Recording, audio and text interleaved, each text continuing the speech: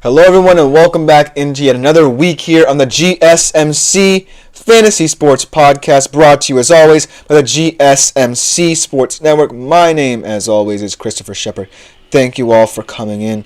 Happy Monday to you all. On this Monday afternoon, we should have another great show ahead for you. Of course, we always open up with our Monday Night Football preview. Should be an interesting one between the Dolphins and the Rams tonight. Then I go over my fantasy stars of the week in both the NFL and college football. I start my positional rankings for the week, this being week 11 of the NFL season. We are getting into the thick of it, folks. And then we are going to conclude with my Don't Be Surprised If segment, where I make some bold fantasy takes for the week ahead. But before we get into any of that good stuff, I do want to remind you that if you want to view content such as this, shorts, live streams, anything of that nature, consider liking, following, and subscribing to the show on the network as well.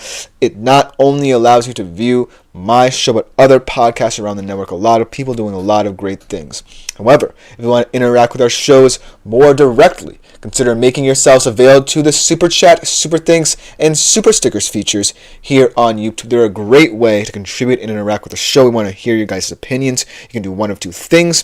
Click that $sign in the chat box in the comments section, leave a tip or donation, or also leave any burning questions, comments, or concerns you may have throughout the show. It just makes it that much better, and I love hearing your guys' opinions and me just rambling on most of the time. Without further ado, let's get into our first segment of the day, which will be addressing tonight's game between the Dolphins and the Rams. Monday Night Football at SoFi Stadium should be one of those games where it could be a toss-up, but you feel certain about who you want to take in this game. However, here's my attempt to try and dissuade you from just going with the flow from a betting perspective. The Rams are 2.5-point favorites, and it seems like a much lower spread than people might expect, especially given the home field advantage the Rams have. But I can see why Vegas is not necessarily persuaded to raise it any higher. The over-under itself is at 50.5. The Rams are minus 130 to win. Miami's at plus 110.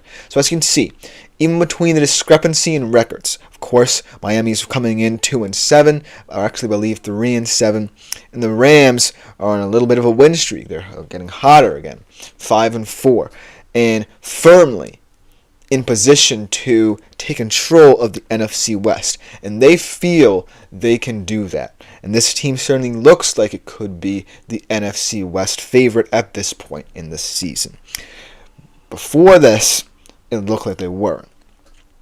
That was when Cooper Kupp and Puka Nacua both were out with injuries, and the Rams struggled a little bit. However, during that time, they got a vital win over the 49ers, and they have another divisional win over the Seattle Seahawks. Whether or not that matters will be seen later months, but for now, the Rams look like one of, if not the favorite, to win the NFC West. The Cardinals are sneaky in their own right, but the Rams, out of all the teams in the NFC West, have looked the most complete this season. Now, on the Dolphins side of things, this is a team that I feel like continues shooting itself in the foot. I feel like even with the return of Tua, they can't necessarily win games no matter how many points they put up, because they still have that ability with Tua. And that's why I feel Vegas is quote-unquote scared of raising this spread any higher, even though the Rams, like I said, are home field advantage, although it's not the best home field advantage in the league. Let's be real there. But that's not going to matter. What's going to matter is the Rams on the defensive side of the football. And that's the matchup that I want to look out for. The Dolphins offense going up against this vaunted Rams defense, who over the past couple of weeks have gelled into one of the most complete, fearsome units in the entire league. And remember, this was a very young defense coming into the year. Two of their defensive front seven guys, Jared Verse and Braden Fisk, were just drafted, and they had big shoes to fill, replacing one of the greatest defensive players of his generation in Aaron Donald. But they have done that admirably. They have, in the past couple of games, really shown their stuff. And in the back end as well, the emergence and rise of Cam Kinchens at the safety position is one to watch as well. This is just a Rams defense that's fully rounding into form from back to front. and I'm really excited to see what it can do against this still vaunted and fearsome Dolphins offense. The key for the Dolphins offense is that Tua, make no ands, ifs, or buts about it, feels invincible at some times. No matter what people say about his health concerns, whether or not he should retire, he just wants to play the game of football at a high level for this Dolphins team. And that's a quality that we see a lot of in certain guys, but not to this extent. And that's the dangerous nature of this Dolphins team. How much are you going to risk Tua, no matter what he gives you on the field, in games such as this, when it feels like the season is lost? Because even if they win this game, they've lost the head-to-head tiebreaker against the Bills, and while that AFC's division is certainly a shambles outside of Buffalo, you're not really looking to make a big playoff push. So how Mike McDaniel plays Tua for the rest of the season is going to be very interesting to monitor, because this feels like a game where it should be a classic shootout between two teams from different conferences who want to show out on a Monday night. But to what extent is Mike McDaniel going to do that? Because granted, while the Dolphins still are in the AFC playoff hunt, theoretically, mathematically, it could get a little bit impossible should they keep on stockpiling losses. And the reason why I feel like they're losing is not necessarily that the offense is trying to find its rhythm yet again, because of the defense. And this defense is one that's been up and down all year. It's had its problems, its injury woes over the past few years now, but still can be one of the better units in the National Football League. They still have the talent at each and every single position group in that defense. On the front seven, you have guys like Bradley Chubb, Jalen Phillips. Even though he has the worst injury luck, when he is healthy, he is proven to be one of the better off-ball linebackers in the league. And you have, of course, Jalen Ramsey, one of the most venerated corners of his generation, still playing there. Obviously, you know, they don't have Christian Wilkins, and that would have been great to have coming into this season, but they got to work with what they got. And right now, you still have two high-end defensive players on your squad, but they're not living up to par. They're not necessarily showing the leadership skills they might need to get this team through a certain rough patch. And so that's why I feel like LA in this game certainly feels like it has the momentum. However, the reason why I kind of wanted to dissuade you from thinking this is LA's game to lose is because of the intriguing betting odds. I feel like the Dolphins with Tua, yes, are much more competitive than they ever will be with Tyler Huntley or Tim Boyle at the helm. But they actually have talent to win games now. It's not like Tua comes back and this offense is still very messy. No, they can still put up points. That being said, the question is, will Mike McDaniel want to risk certain things and try and win this game if it is close at the end? And that's why this one is so hard to gauge from a betting perspective. Because let's say this is a 3-point tied game from the fourth quarter, and it's the Dolphins who are behind. Do you want to risk it all, have Tua come out guns a-blazing in a 2-minute drill, kind of risk something, what with Tua having to do all the things he has to do to win this game, or kind of accept your fate? I don't think the Dolphins are a football team that want to accept their fate, but 2-7 is what they are right now. It's not something they can escape from. It's not something they can somehow claw their way back from, albeit easily or not. So it's going to be interesting to see how McDaniel manages this game. This is not an indictment of the Dolphins as an organization or as a team or as an offense. It's nothing like that. It's a worry about the long-term future of this franchise. Because, of course, they would have wanted this season to go differently. They would have wanted Tua to have played more games. But this is what their season is right now. And until, they feel like they can get this offense in rhythm and potentially pick up some wins, I can't say that this season is going to look good the rest of the way for the Miami Dolphins. However, this is an interesting game to kind of test how far this offense is willing to go for the rest of the season, should they still feel like they can pick up crucial wins along their way. Because, granted, this is still a talented team, and LA, at home, with all this momentum, with this rejuvenated defense, rejuvenated offense, it certainly feels like they're playing with house money right now. They feel like they're going to grab the NFC West by the end of this game and say that, hey, if you want to win the NFC West, you have to beat us. And this certainly feels like the game that can prove it. But I can't necessarily ignore the talent the Dolphins have. And it's just a question of whether or not that talent is going to perform in the way we think it could compared to what the Dolphins organization might expect out of them. Do they want to preserve this offense and kind of pack it in for this year? Or do they actually want to make a go of it and see what they can get out of this season? If that's the answer, then potentially the Dolphins can cover the spread, if not win outright. If they do feel like this is a lost cause of a season, then look for this to potentially be a Rams blowout. But I still want an exciting game, and actually hoping like hell that the Dolphins do win this game as a Seattle fan for us to have any chance to claw back into this division. But I still think the Rams will win. But let me know what you think in the comments about this one. But coming up next, we are being looking at my NFL Fantasy Stars of the Weekend. Which guys shone brightest this weekend? We'll be right back to talk about them right after this short break. I feel like I'm losing my mind. Is everybody in the world blind? Please, Lord, give me a sign, a sign. I feel like I'm losing my mind. Is everybody in the world blind? Please, Lord, give me a sign, a sign.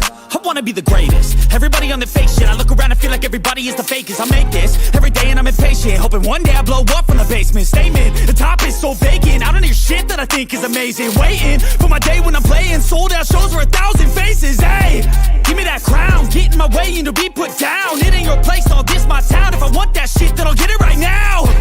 I'm losing it, the noose it fits. Some losing shit, a stupid myth. You choose to live or choose to dip. You choose to fight or lose your grip and lose a gift. I feel like I'm losing my mind. Is everybody in the world blind? Please, Lord, give me a sign, a sign. I feel like I'm losing my mind.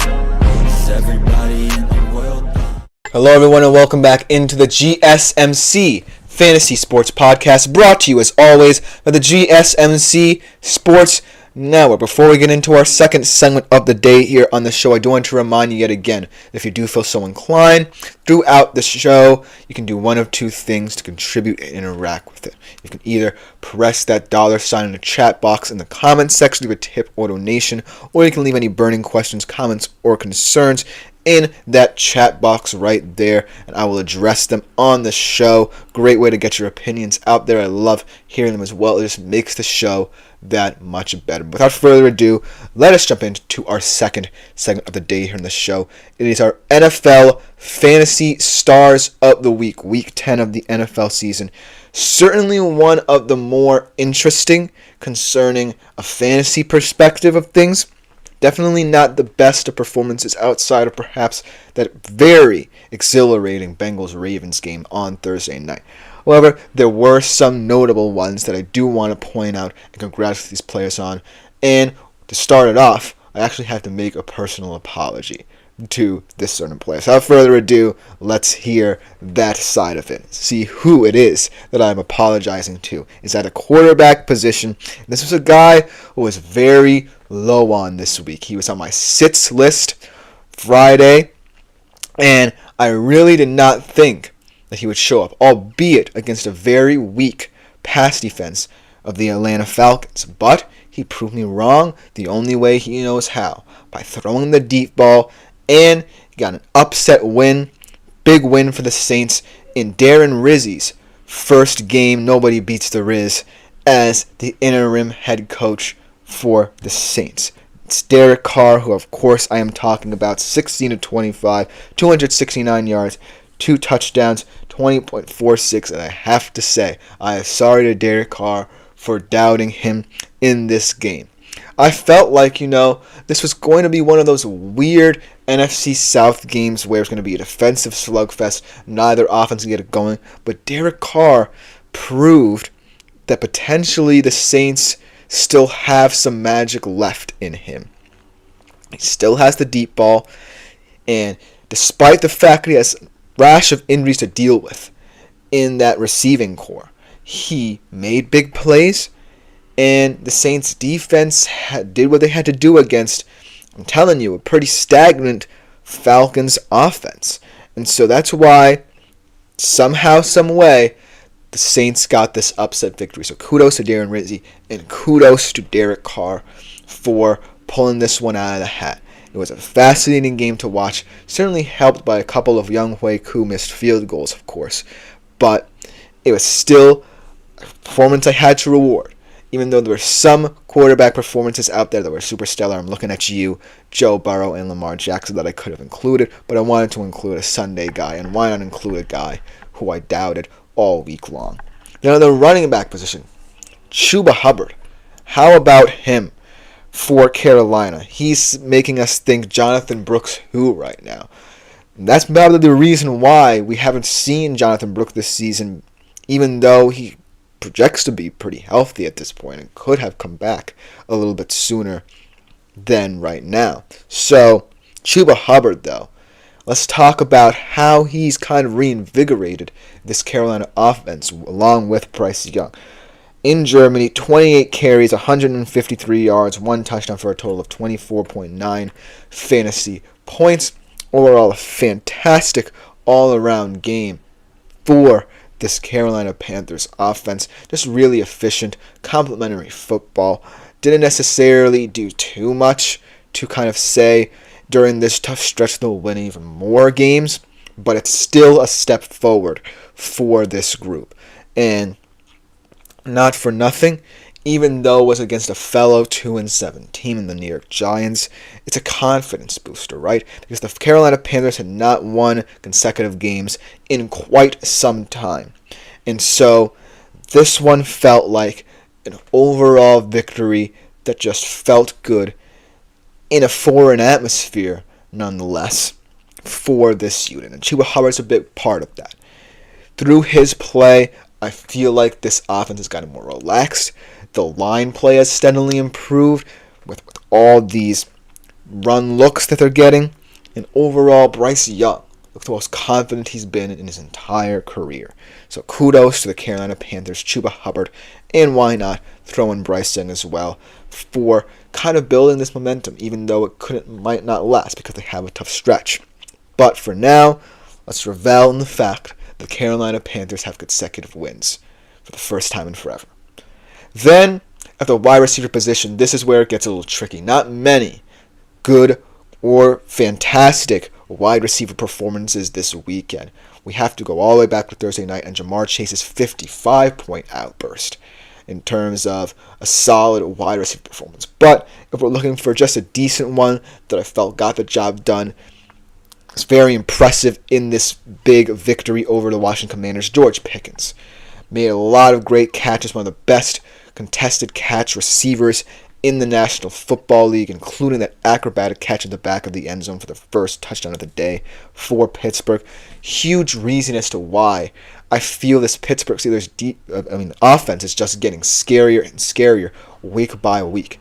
it just brings out the best in Russell Wilson, and it just brings out the best in this offense. Because if you have to respect the deep ball, you can run it as well. And Najee Harris has been one of the best running backs ever since Russell Wilson was inserted into the squad. And so this complementary style of offense is one that seems unusual to the Steelers, but unique in that perhaps nobody expected Russell Wilson to be able to unlock this Pittsburgh Steelers team.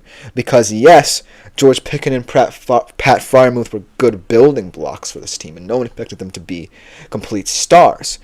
But I feel like with this new look offense, they really are becoming not just a fascinating real-life team, one of the AFC contenders, but a really nice-looking fantasy team. Because of what Russell Wilson brings to the squad. He can either throw it deep, and you can get good fantasy production from guys like Pickens and now Mike Williams, or, you can get production from Najee Harris for all the holes that open up in the run game with the downfield passing game.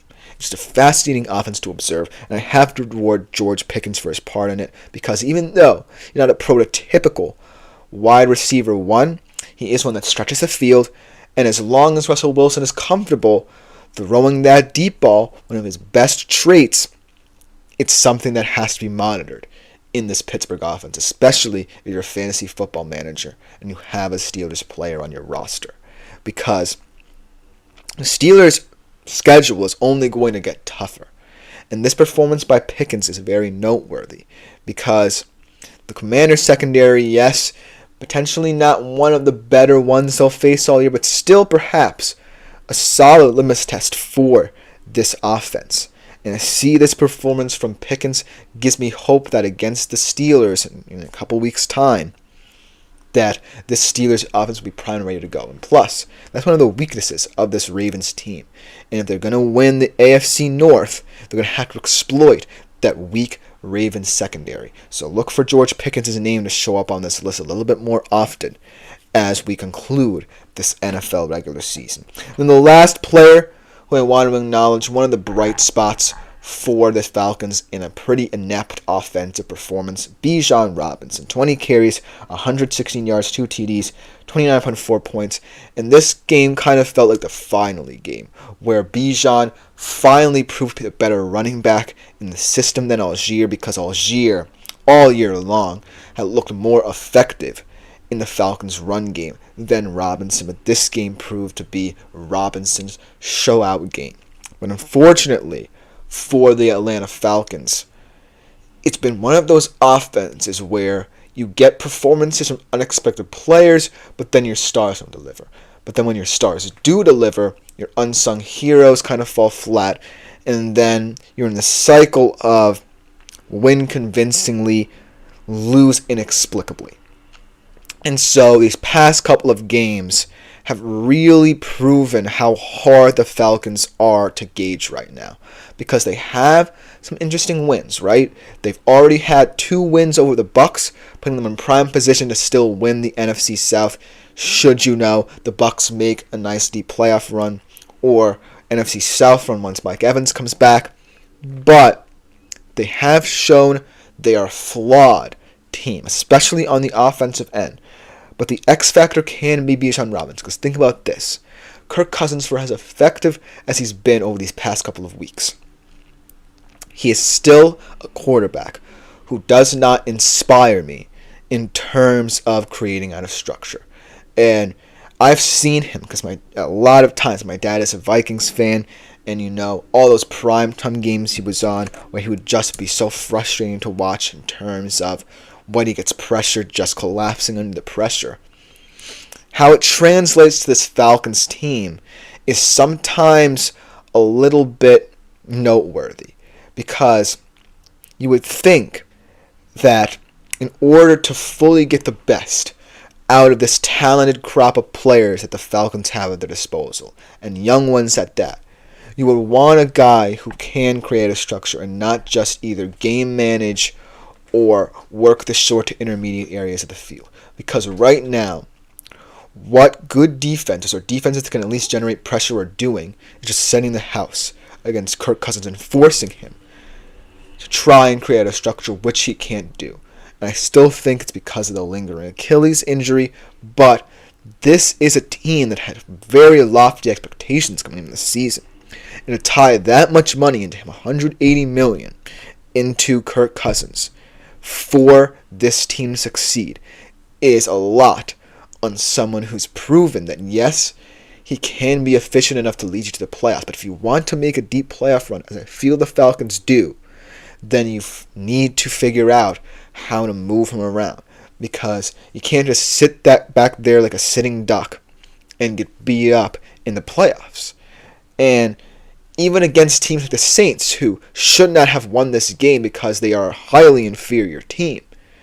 But in that game, you saw the flaws of what this offense is doing. They rely on trying to keep it close too often, and as a result, they find themselves scrambling to come back in certain situations, much like they were Sunday. And so that's why I feel like Bijan Robinson needs to continue to be an X factor for this team, and that's why this is a noteworthy performance, and it's potentially a sign of things to come for this Atlanta Falcons offense. Let me know what you think in the comments. But coming up next, we transition from the NFL to college football, talk about some of the big names, performances from this past weekend in college football action. We'll be right back to talk about it right after this short break. Looking for your daily fix of sports talk without having to pay for it? GSMC Sports Network is available on YouTube. Just search GSMC Sports Network. Get your fix of daily sports talk shows on YouTube, absolutely free. NFL, college football, NBA, MLB, MMA, UFC, fantasy football, and so much more. GSMC Sports Network has shows running all day long, with new sports shows starting every 2 hours. Just like on your favorite cable sports channel, except GSMC Sports Network is absolutely free. Hello everyone, and welcome back into the GSMC Fantasy Sports Podcast, brought to you as always by the GSMC Sports Network. And for our third segment of the day here on the show, we transition from the world of the NFL to college football for just a brief moment. We'll be talking about the fantasy stars in the world of college football. Now, week 11 of the college football season had a lot of chaos involved with it. Georgia losing, Alabama trouncing LSU in what was a CFP elimination game, and one where LSU was expected to show up and show out at home against this Alabama squad. You had a lot of close calls, but a lot of get-right games in a certain regard. And these four players, whether they be involved in upsets or, like I said, get-right games, all four of them potentially had a point to prove, right? Or potentially wanted to show out and continue to prove that they are going to determine the CFP picture. Potentially two of them, maybe not so much right now. But still, all four of them had very defining games in the world of college football this weekend. So without further ado, let's discuss them. Let's talk with the quarterback position for the first person to talk about here. My first fantasy star of the week, if you will. This guy has not showed up on this list in a long time, whether it be because of his injury lingering or because he simply, once he came back, did not perform up to par. He just hasn't been effective enough for me to warrant putting on this list. But against Florida at home, he deserved it wholeheartedly. Perhaps the best quarterback performance of the weekend, truly showing that this offense is capable of making a national title run if he at the helm is efficient enough. And that is, and get to his graphic real quickly, Mr. Quinn Ewers, the Texas Longhorns. 19 of 27, 333 yards, 5 touchdowns, a career high for him, 33.3 fantasy points. Now, it was against Florida, a very, very banged up team that's already going through a very tough season, has a tough stretch after this, and to top it all off, is questioning whether or not Billy Napier should be there, even though the AD is saying that he's giving him his vote of confidence. So obviously, not necessarily against a team that will test him enough, much like Georgia did. But it's still a solid performance that proves that this offense is one of the most vaunted and fearsome in the college football world. And if Quinn Ewers is himself and can distribute the football in an efficient manner, play turnover-free ball, and play clean, and this offensive line can protect him, and this defense has the best potentially in the entirety of college football, continue to play like they have, this is a national title contender. And you can say that Texas, by the end of the season, may not even have a high-profile win. They still have to go into College Station at the end of the year to play A&M in a big match that could have CFP implications. But they are a team that you know has the abilities at each and every skill position to hurt you. And it's just about this man right here, Quinn Ewers, and what he can do the rest of the way to truly supplement this offense enough to warrant me saying that Texas is a national title contender and potentially, much like Vegas potentially thinks, the national title favorite. But I have to shout him out for performance. Hasn't been on this list in quite some time. Makes this appearance because of what we know he can do and what he did against Florida. Now in the running back position, this is a guy who kind of shook up the CFP picture a little bit, but this is one of those guys who you're going to have a much better season. And in this game, at the very least, he did have a solid game, but it is kind of disappointing that it wasn't necessarily that meaningful for his team. And I'm talking about Devin Neal of the Kansas Jayhawks. Now, the reason why Kansas was kind of floated around as preseason Big 12 favorite was because of that backfield, right? Jalen Daniels at the QB position and Devin Neal at the running back position, two of the more explosive players in the country and in the Big 12. And that was why they were getting a lot of hype. But this season, they kind of regressed to the mean a little bit. They haven't been playing up to par. Jalen Daniels has been more mistake-prone, turnover-prone, and Devin Neal hasn't necessarily been able to supplement him.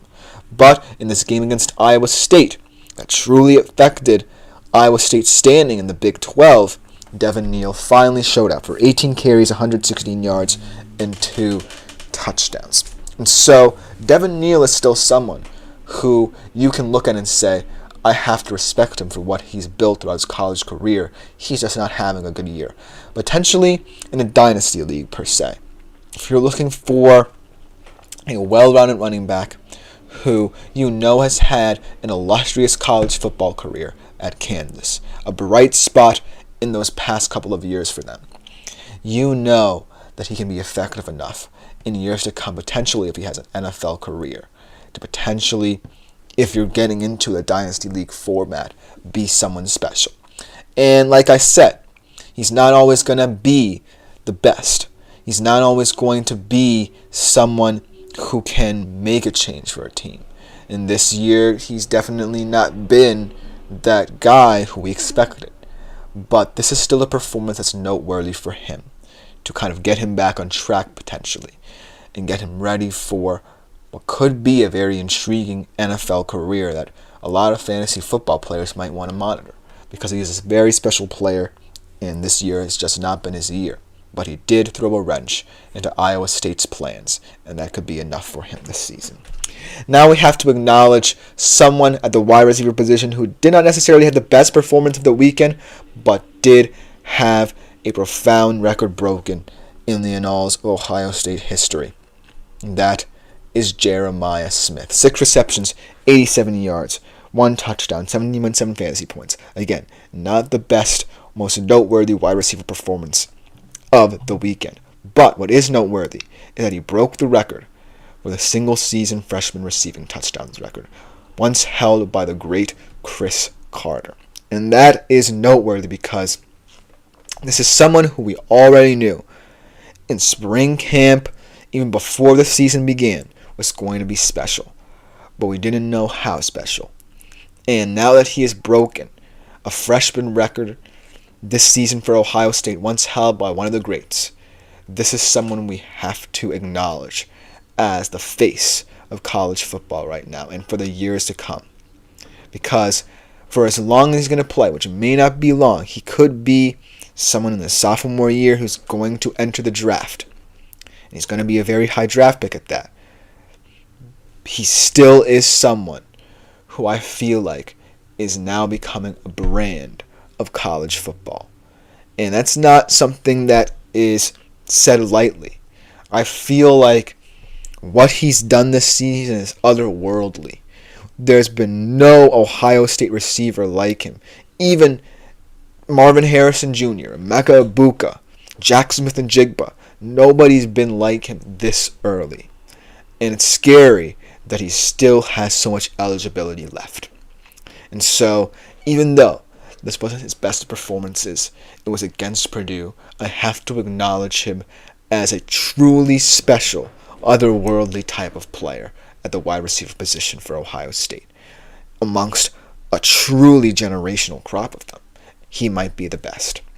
And then the last one I want to talk about, valiant in defeat here, someone who potentially has been one of the best wide receivers in the nation that nobody's been talking about, but has truly proven that, he has been a stalwart of this team. Jalen Noel of the Iowa State Cyclones. And even in this loss, that all but eliminates them from the CFP picture, unless a miracle happens in terms of seeding in the Big 12. This is it for Iowa State. And it was a miraculous season for them. They played some of the most efficient, clean football for the first 9 or so weeks this season, and have fallen flat against Texas Tech and this time Kansas. But Jalen Noel, Rocco Becht, and Jaden Higgins, what a ride for them. One of the best QB wide receiver trios really, in the country. But Jalen Noel, really special game, truly was not the reason they lost. A valiant effort from him. 8 receptions, 167 yards, 2 touchdowns for him. And I feel like Iowa State's going to be hard done by, or feel hard done by, but they have to have their heads held high. Because in that very crowded Big 12 playoff picture, they were seen as an afterthought. This was supposed to be one of those years where this team simply was not going to be physical enough, perhaps, to compete with the big boys. They were talking about Kansas State. They were talking about Oklahoma State potentially. Colorado, which is still in the Big 12 playoff picture, but not necessarily to the extent that people see them now. We're talking about so many of these teams, and Iowa State wasn't mentioned. And so, to even be at this point, where we're saying they've put up such a great fight to even be in a position to say, hey, we nearly made the Big 12 championship game, and we were only eliminated in the final couple of weeks of the season, that's saying something. And Jalen Noel has been a huge part of that. Not many people may know his name, but he certainly earned the respect of the Cyclones organization, Iowa State University, and potentially the eyes of the Big 12. Because this is someone who puts in the work, potentially was looked over from higher end programs, and has made a name for himself at Iowa State. And in this very kind of chaotic Big 12 season, gave his team a fighting chance to say, we could have been Big 12 champions. And not many people can say that. And I know how tough, as a Texas fan, that Big 12 was in terms of trying to win week in, week out. So kudos to Iowa State, kudos to Jalen Noel. But overall, let me know what you think about this list, because I love each and every single one of these players, what they did this weekend, whether it be like Quinn Ewers getting right, getting his team back on track after a bye, heading into a pretty easy end-of-year schedule, potential pratfalls in their way, but knowing that they have the capabilities to do it. Or a guy like Devin Neal, who it wasn't his year this year, but still put up a fantastic performance to put a dent into a guy like Jalen Noel on Iowa State's season. And then Jeremiah Smith, of course, a once-in-a-lifetime talent. Let me know what you think about this list in the comments. Coming up next, we start our positional rankings for Week 11 of the NFL season with my QBs. Who will make that list? We will be right back to talk about that right after this short break.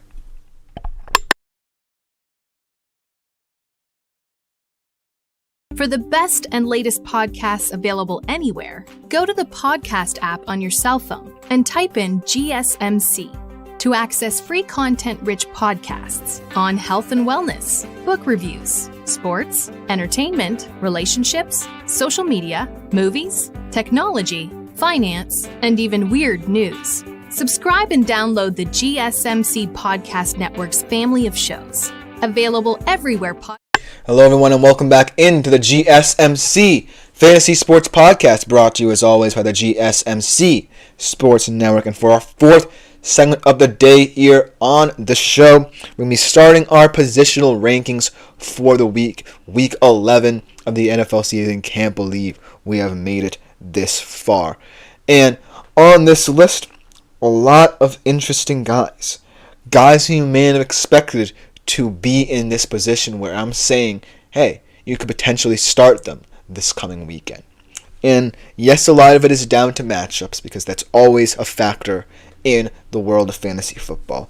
But I do believe these guys are becoming more and more capable each week of making a name for themselves, not just in the fantasy world, but in real life. Some of these guys in this list, a lot of people may have expected how excellent they will be at this point of the season, and yet here they sit, me talking to you about them in glowing fashion. But without further ado, let's talk about this list, starting off with perhaps the most unexpected name on this list at this point in the season. Let's talk about Bo Nix, of all players, going up against the Falcons. Pretty interesting matchup, pretty favorable matchup for him, as I always point out in terms of looking for matchups in fantasy football. But this is actually a guy who I truly believe, and it sounds kind of funny saying it, can be a QB1. Maybe not this year, and you're maybe saying, okay, in a super flex league I can justify starting him. No, I think this is someone who we've seen improve before our eyes and just put in perhaps one of his best, if not his best performance of the season against the best defense in the National Football League, and was one blocked field goal away from beating them, giving them their first loss of the season. So think about that. Bo Nix, from where he was to start the season, a very erratic guy who looked a little bit uncomfortable, kind of forcing things a little bit in that Sean Payton system, to now is someone who I honestly would trust, not just in real life, but in fantasy, to win me football games, and fantasy football games at that. 16.1 fantasy points against KC is nothing to sneeze at. It's a very impressive performance against that defense. And who's to say, against the Falcons defense that has proven to be inept and susceptible to a lot of explosive plays this season, as we saw with Derek Carr.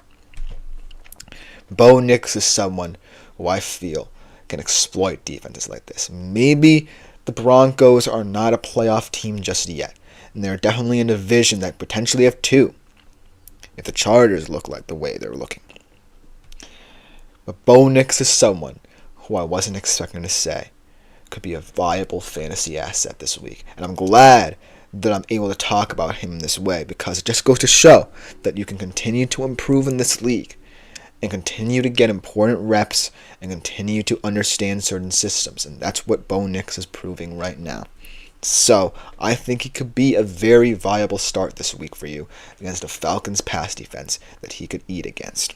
And then the next guy, another guy who's pretty unexpected, but is also in a very favorable matchup, still yet to play this week, Matthew Stafford, going up against the Pats. Now, the Pats did just shut down Caleb Williams and the Bears, but let's be real. The Bears have not scored a touchdown in about 20-odd possessions. So I can't say that the Bears' offense is comparable to what the Rams can bring to the table. And from where they were, sans Kupp and Nakua, to now, there's really a lot of hope. And tonight's game, it could come crashing down. It could fall off the rails, because I still have hope for this Dolphins defense, but I still think that this Rams offense is just rounding into form and primed and ready to go for that playoff push in the NFC and NFC West. So, Matthew Stafford, I feel like, he's not as venerated or respected of a fantasy QB as a lot of people think, but he still is someone who, because of his offense and most importantly his system, can generate enough fantasy production to warrant a start week in, week out. And so, against the Pats defense that potentially is papering over some cracks, still not necessarily a defense that I think week in, week out could be the reason they're in football games. Look for Matthew Stafford to potentially put up big numbers.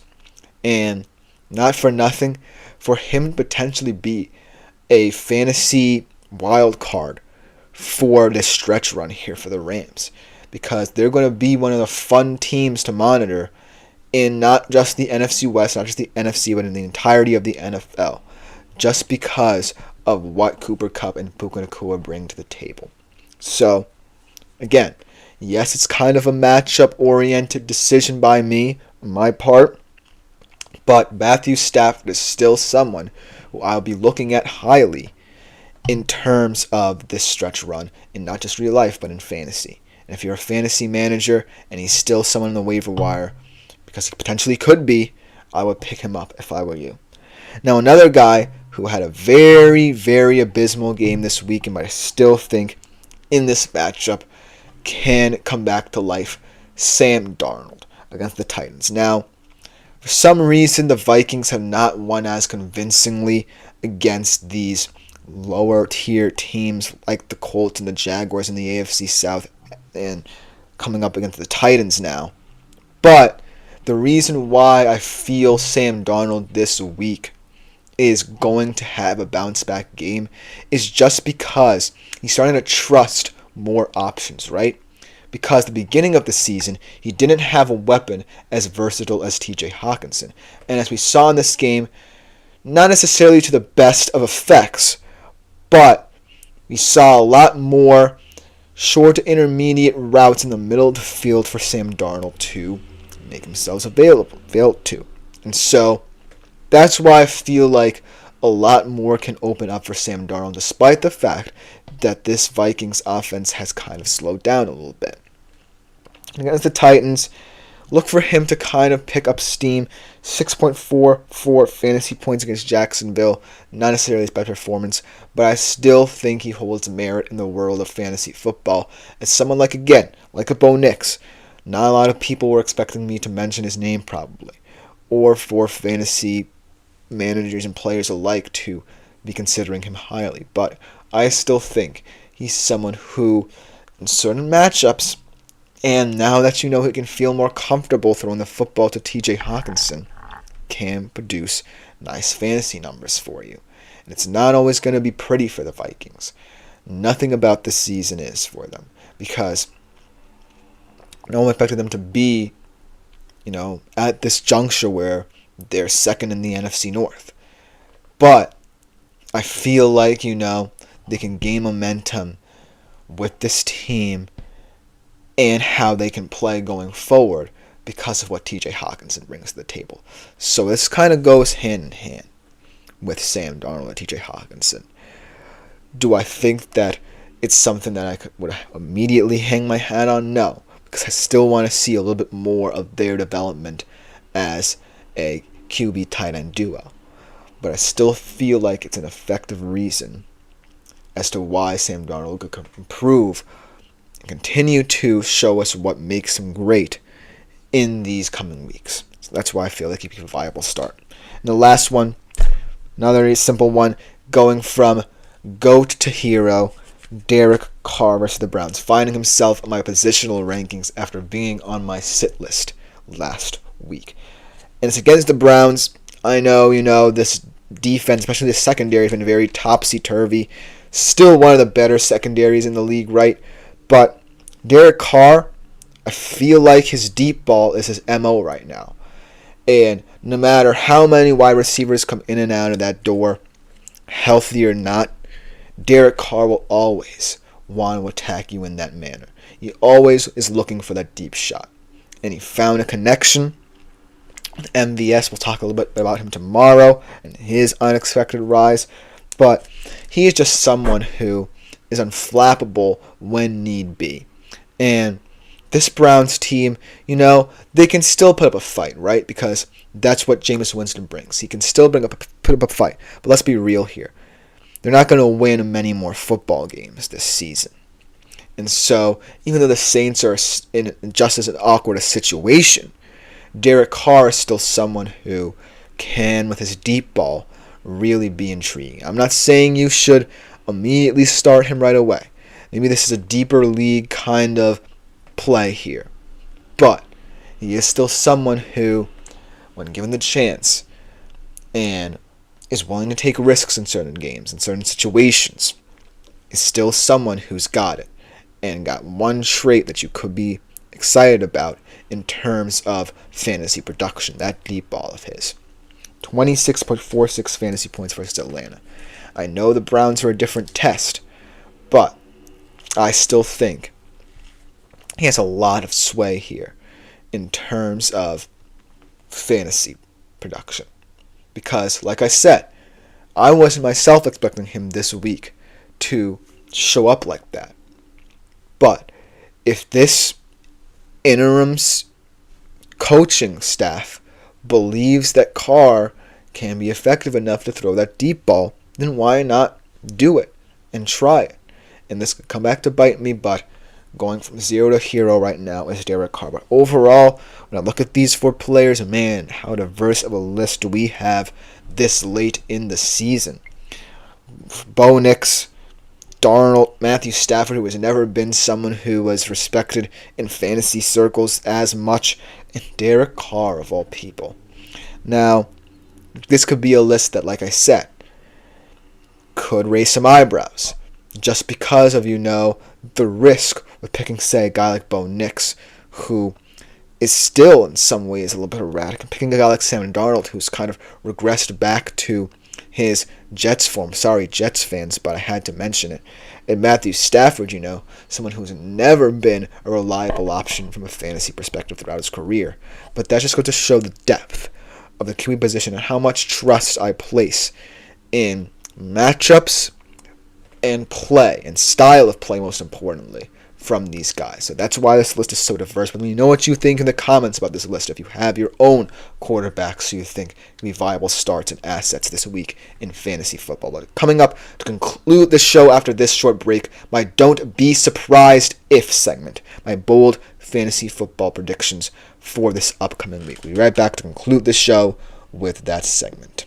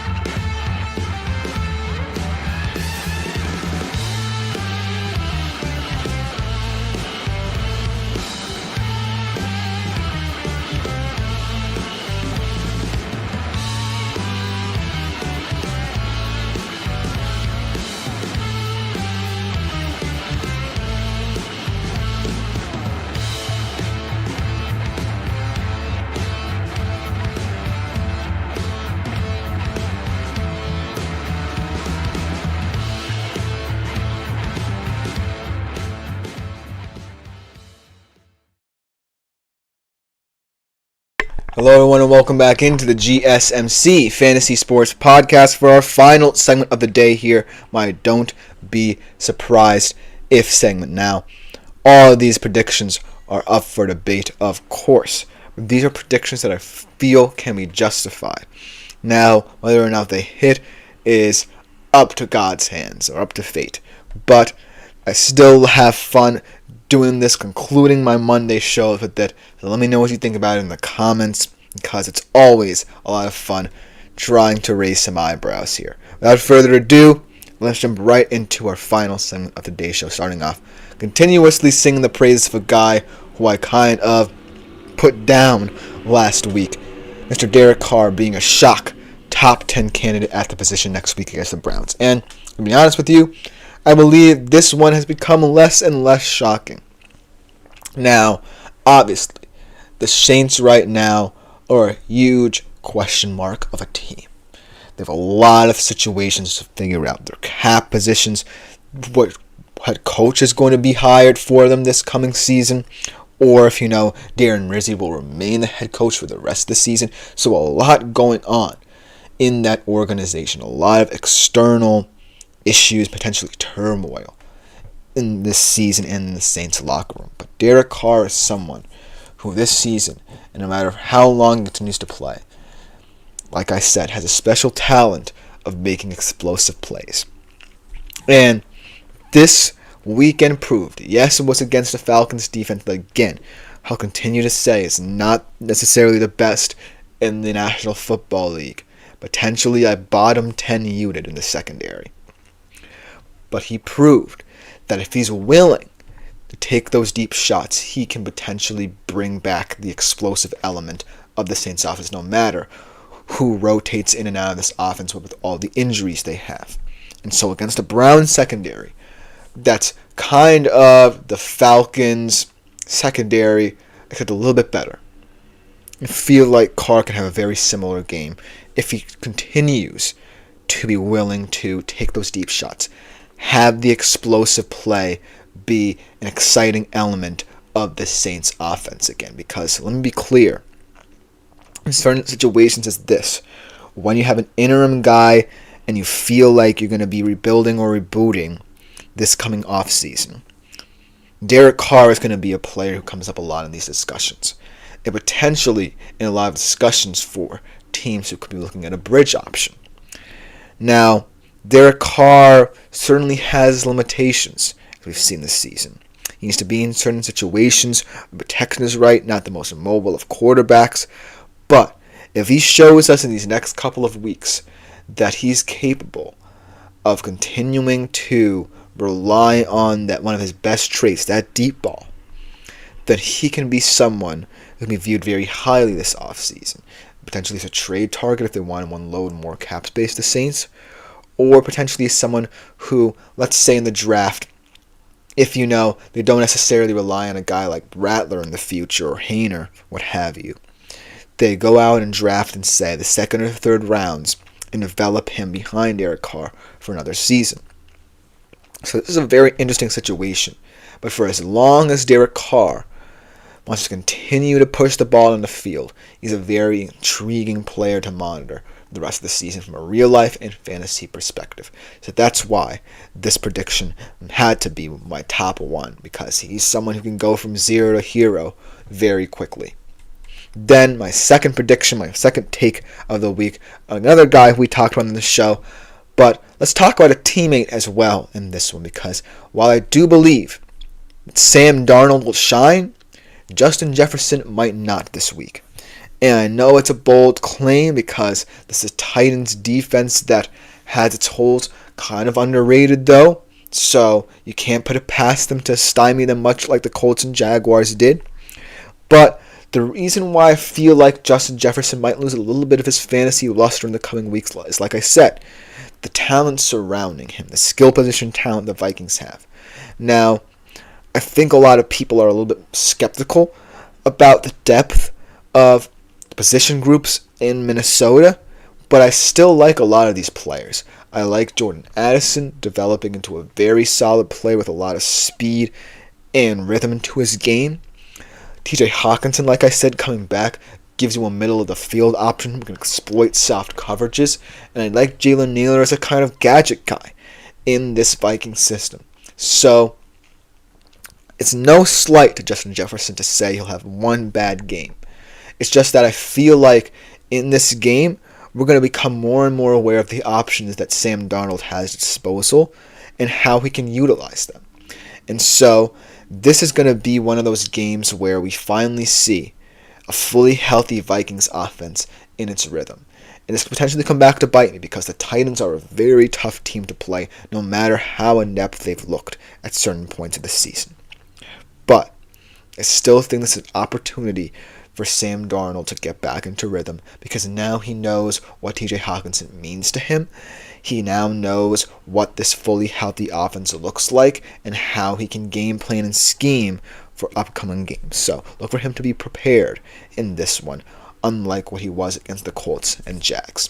But it might be to the detriment of Justin Jefferson owners. My third prediction that I want to talk about of the week, another guy who we talked about, all these guys coming back to rear their heads in the final segment of today's show. Bo Nix, QB of week in intra-conference shootout against the Falcons. Now, this is one of the games that I'm penciling as a highly interesting fantasy matchup. I'm going to be talking about this game a little bit later in the week, so I might want to save a little bit of details about why I'm so excited about it for that segment. But it still is going to be a very interesting game because on both sides of the field have the Falcons who come in with this interesting crop of talent. But it's all a question about how Kirk Cousins utilizes it. And the Broncos side of things, Bo Nix's ascension as someone who can be relied upon, can start to be relied upon at the very least in deeper leagues, potentially dynasty leagues as well. So this prediction, while it certainly feels a little bit wonky, and this game certainly feels a little bit wonky at that in terms of these two teams and how they profile, I think Bo Nix is at the point where he feels that this offense can be operated at a high level. Now, there aren't that many weapons that I'll say are highly vaunted or fearsome in that Broncos offense. Potentially, Courtland Sutton can be that guy in the near future for them. But Bo Nix just really has been the reason why this Broncos offense is more than capable of springing shocks on people.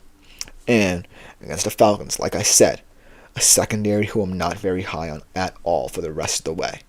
Look for Bo Nix to take advantage of that and truly be someone who's showing maturity week in, week out.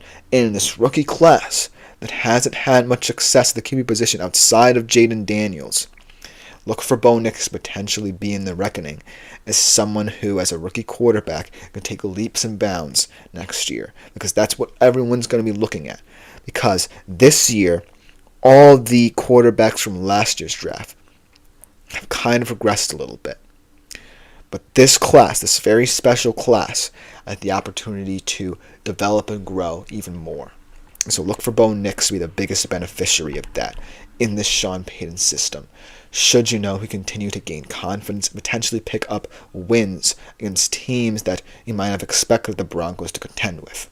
So that's why I feel this take, even though it's still perhaps the biggest long shot out of all of them I'm giving to you guys, it's becoming more and more of a possibility.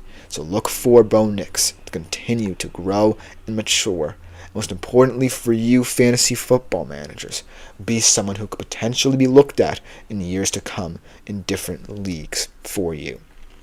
And the last thing I want to talk about, I kind of don't want to talk about it because it is my team and it's not necessarily the most positive of reviews of them, but it still is, as Splashbro says, Williams not lighting it up. I believe he's referring to Javonte Williams. And I don't necessarily think that's the problem for the Broncos, because I feel like, yes, a lot of what the Broncos are doing is heavily Bo Nix involved. He has to know a lot of different play actions, plays. He has to, take a lot of shots on the field. And it's asking a lot of him in that Sean Payton system. But as Splash says, may look like he got a clue. Yeah, but he's still in a situation where I don't necessarily feel like until, pieces are brought in around him that he can truly succeed and make the Patriots a true contender again. Whereas Bo Nix is kind of making the Broncos a contender himself because of what he's learning from the Sean Payton system. But I do think you bring up a good point in that Williams isn't lighting it up, but I don't necessarily think he's the problem here. And Splashbus also mentions Caleb Williams, who I would rather not talk about because he has been so topsy-turvy that I can't really gauge whether or not he's truly maturing or not because week in, week out, you can play great one time and then look abysmal the next. What I think he did against the Patriots, ironically, this weekend. But getting back into my final take of the day here on the show, the Seattle receivers excel from a fantasy perspective, but fall short in their second matchup against the San Francisco 49ers this year. And, I wish I could say it could be a winning effort because this receiving core, when fully healthy, is one of the most vaunted in the league. DK is coming back from that MCL sprain for this game, I believe. And there's got a lot of excitement surrounding the growth of a guy like JSN. Tyler Lockett's still producing this late in his career. But ultimately, the problem does not just stem with this offense. It stems from an organizational, kind of systemic problem here. I don't necessarily think this is the most organized of Seattle Seahawks teams by a long shot. You'll see. But it does have the potential to stick in enough football games. The Seattle offense can score on anybody. It's just that they seemingly shoot themselves in the foot too many times to say that they can win games like this against the San Francisco 49ers. Because remember last game, a lot of the points they scored in the second half were catch-up points. They had that lucky kickoff return touchdown. And they had a lot of garbage time points. But until this offense, especially along that line, proves that they can be efficient, make plays ahead of schedule, keep ahead of schedule most importantly, and prove that their shootout style of play is effective enough to win football games, then I have hope for them. But that being said, this receiver core is highly, highly fearsome. And from a fantasy perspective, I'm looking at this one to carry the week for you. But unfortunately, from a real-life perspective, as a Seattle Seahawks fan, this shootout style only works if you play mistake-free for an entire game, and they proved they can't. They come up short in this one. Let me know what you think in the comments about this segment. Well, just about do it for the show. This has been the GSMC Fantasy Sports Podcast, brought to you as always by the GSMC Sports Network. I've been Christopher Shepard. Thank you all for tuning in. Remember, as always, like, follow, and subscribe to the show on the network if you want more content such as this. Consider making yourselves available to the Super Chat, Super Thanks, and Super Stickers features here on YouTube to contribute and interact with the show. But other than that, I'll be back here at 3:30 p.m. Eastern Standard Time tomorrow for another show. I am out.